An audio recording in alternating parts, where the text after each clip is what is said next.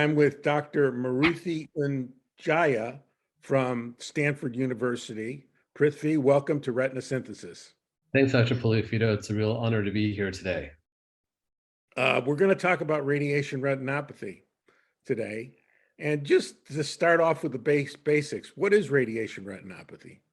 Radiation retinopathy is the bane of the existence of ocular oncologists who've been trying to preserve eyes with radiation therapy, but is a major cause of vision loss for our patients. Essentially, it's a microvascular angiopathy similar to diabetes, but I say it's like diabetes on a major Slurpee. It's a very aggressive, abbreviated time course of microvascular changes that result in what we see in diabetics. So macular edema, non-proliferative retinopathy, or in worst cases, proliferative disease. And we also have this component of radiation optic neuropathy that can also lead to vision loss. And in fact, we tell patients about 40% of them won't be able to read the big headlines in a newspaper in about 3 years. And this is data from back in the COM study, but studies have shown it's even higher than that. So it's a significant cause of vision loss in these eyes that we're saving from enucleation, but it can be quite morbid for our patients. What's the incubation time for radiation retinopathy? Average about 2 years. So it doesn't start right after surgery. Usually they do okay. There's a reserve that's built into the vasculature. But as the radiation has taken effect, that reserve is lost, pericytes are gone. And then you deal with not only direct radiation damage to the area of the tumor, but also the secondary effect of vascular mediators that then cause occlusive disease, vascular breakdown, and then all the side effects. So average about 2 years, just doesn't happen immediately. We're familiar with radiation maculopathy, but what's happening in the periphery?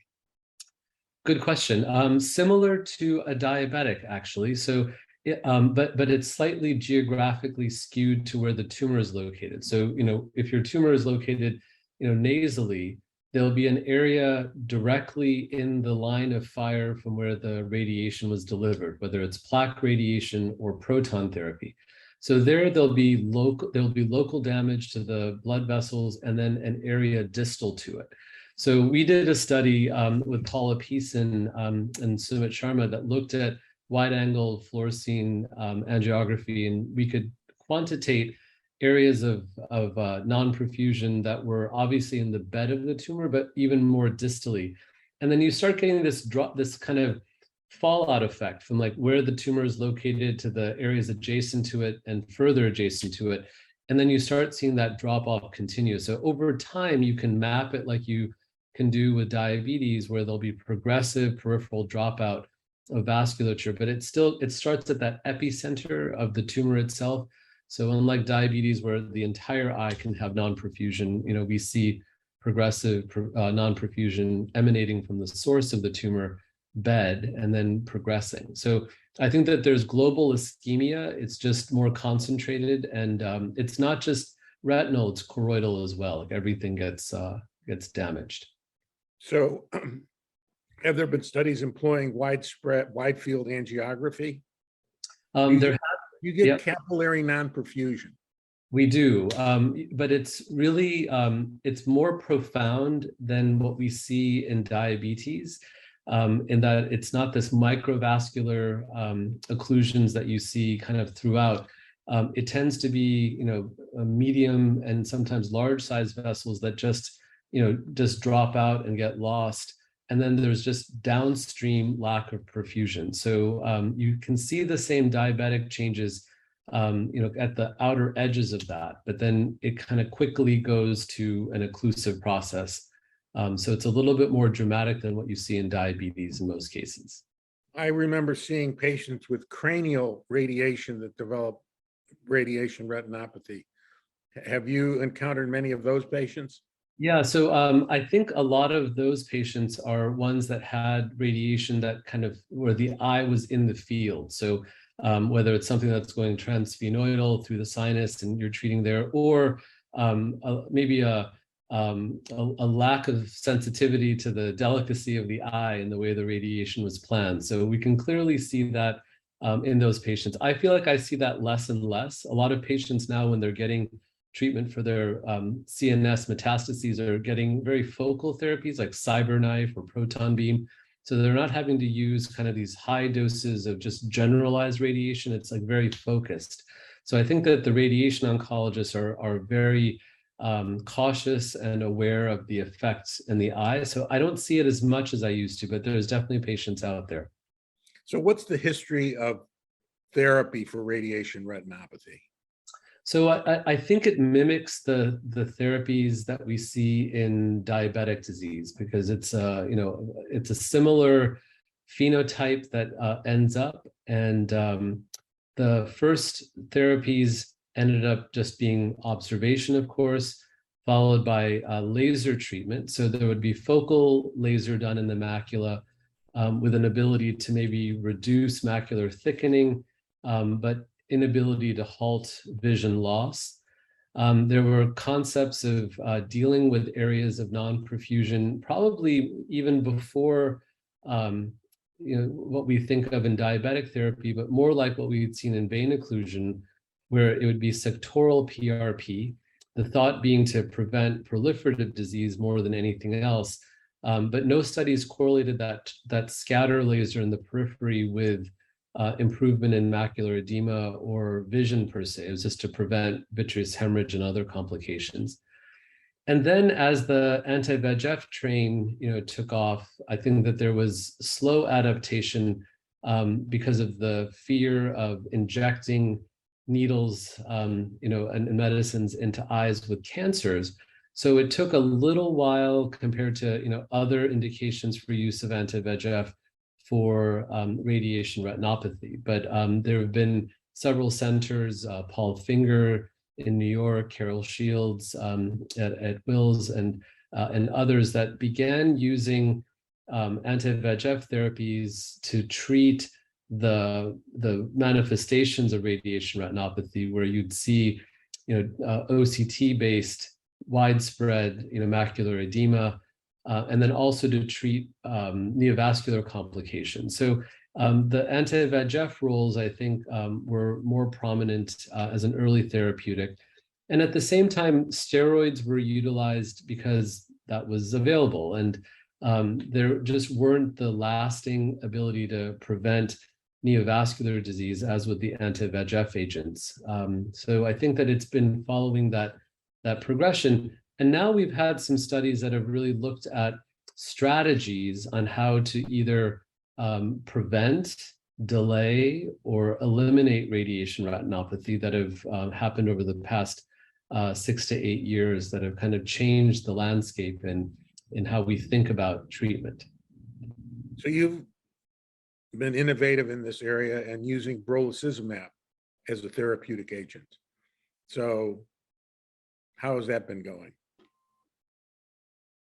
Many measures. So we've kind of employed a strategy where we try to take our high-risk patients and treat them prophylactically with anti-VEGF treatment, usually bevacizumab, given at the time of radiation plaque removal, and then at 4-month intervals as we're seeing them in the clinic, to try to really reduce that VEGF drive that we know is going to be increasing over time, and trying to catch it so that at that 2-year mark where we know things should be happening, that we're either kind of pushing that timeline out further or not.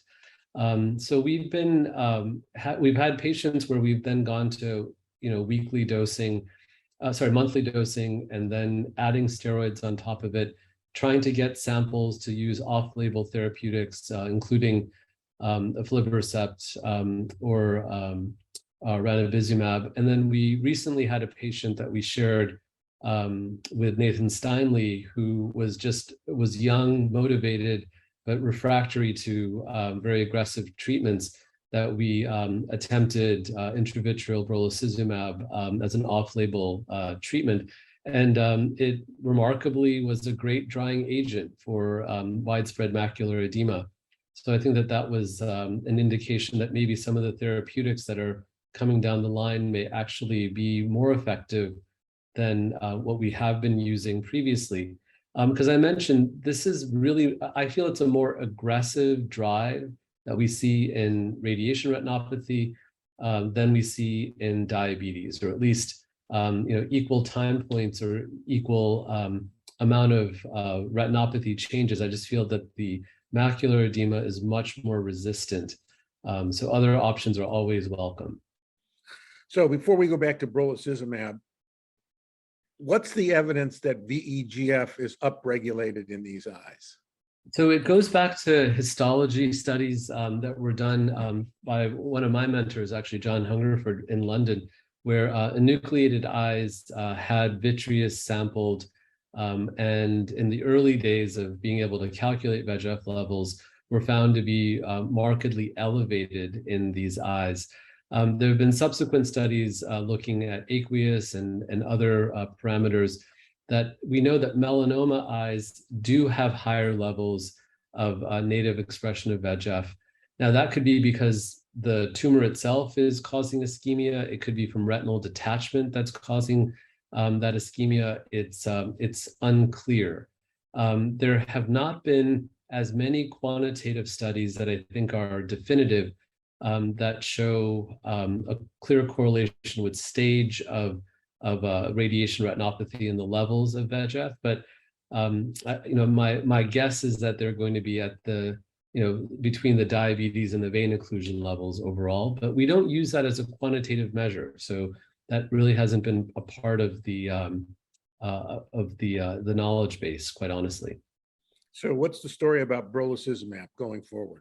So right now, it's still an off-label indication. I think that in eyes that don't respond to therapies, I think that I'm always going to be interested in finding another avenue. So we've been continuing to treat selected patients with brolucizumab. We're cautious with the safety signals that have been seen before, but we're very cognizant that brolucizumab is a really strong drying agent. So in some ways, these are high-risk eyes to begin with. So sometimes, it may be okay to swing for the fences, at least with that agent. And there may be other agents that could be as effective, which, are being explored. How many patients with choroidal melanoma are you treating with prophylactic bevacizumab? So I will try to treat as many as I can with it. So I think currently I'd probably say, it's offered to 100%, and I'm probably treating 80%. And the ones that I'm not treating are those that I feel, again, trying to be the seeing into the future, are ones that maybe have small tumors or very peripheral tumors, or ones that I don't feel are going to be as high risk. So anterior lesions or ciliary body tumors. But I think anything that's a larger lesion, thicker lesion, but anything clearly coming close to the macula, we know that, especially with the iodine plaques that we use these days, as good as they are in confining that radiation dose, there is going to be some effect. And then I'll also take into account, age of the patient and their ability and willingness to travel and get the injections. But I think the younger patients are the ones that you have to fight the hardest for, because they have a longer latency of time that they're going to, have to be dealing with the loss of vision from this. So if we can treat them and therapies improve and they don't develop metastatic disease, it's almost like you gotta go full court. So you're kind of putting an 80-year-old regimen, 80-year-old patient's regimen for AMD onto a 30 or 40-year-old patient with regular injections. But if they can maintain vision, it means a lot to them. Well, radiation retinopathy has been the most challenging maculopathy in terms of treatment, and your work is exciting. And I hope you continue it.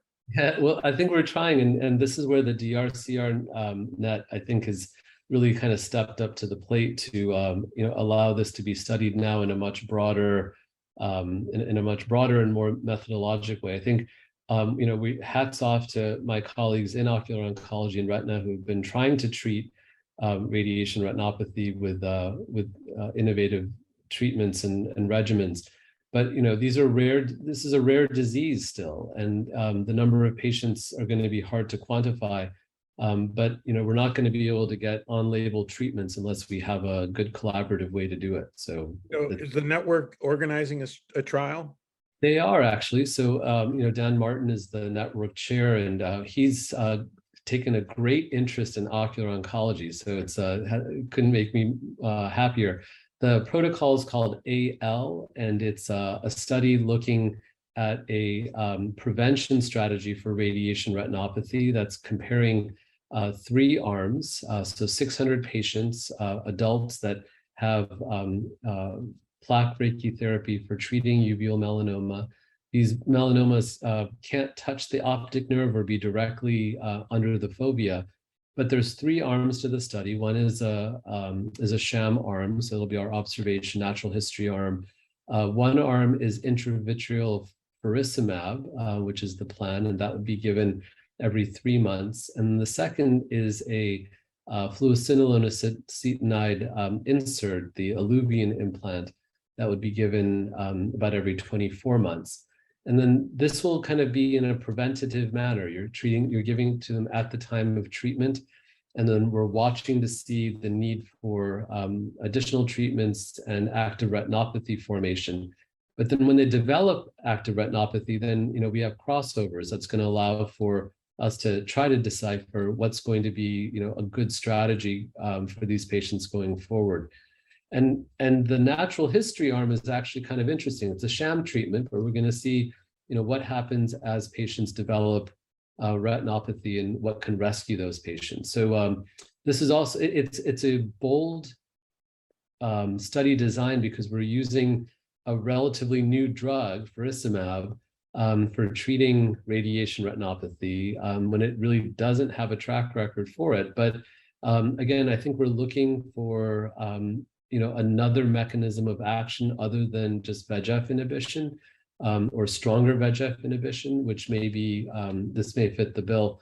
And quite honestly, I think we're looking for a treatment that may allow for on-label approval if successful. And we're talking a whole study to be done and data to be analyzed, but I think that there is a pathway that we could see that if this trial were successful, maybe this could be then FDA labeled, maybe, for radiation retinopathy, which would give other options for our patients.